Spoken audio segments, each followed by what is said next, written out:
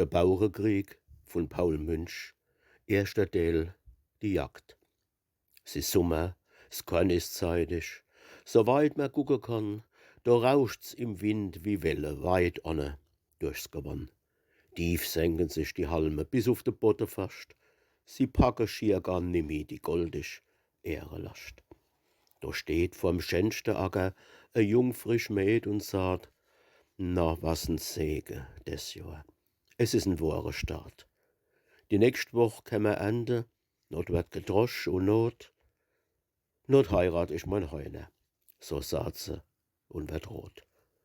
Und in Gedanken geht sie der Acker rundherum, lacht selig vor sich an, so ganz voll Glück und stumm. Da, hörsch mal, was ist das? Da sprengt im volle Saus a Jagd de Berg runter, quer übers Feld hinaus.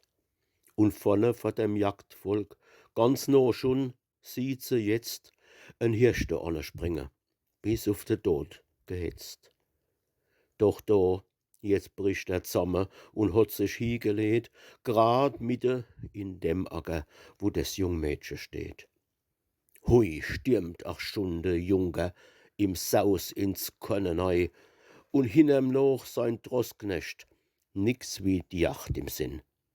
Die Frucht, der Gottessegen, wird in den Stab gedreht, dass gleich im ganzen Acker kaum noch a Helmscher steht. Das Mädchen sieht's und zittert, da leiht jetzt all ihr Glück. Es kommen die Tränen, es halt sie nicht zurück. Der Junker sieht sie heile. Geht, Jenne, schau doch her, dein Korn ist ja gedroschen. Was willst du denn noch mehr? Da färbe sich dem Mädchen die Backe rot vor Wut. Es schwimmt ihm vor der Aare, es weiß nicht, was es tut, mit alle Kräfte schlägt sie dem Junker ins Gesicht.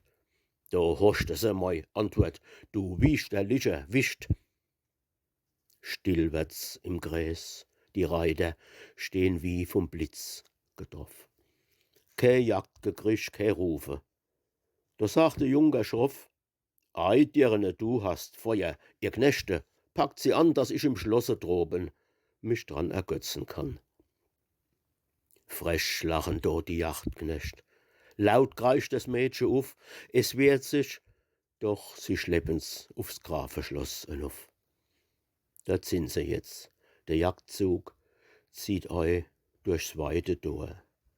Lass je die Hoffnung fahren, es is aus, du bist verloren.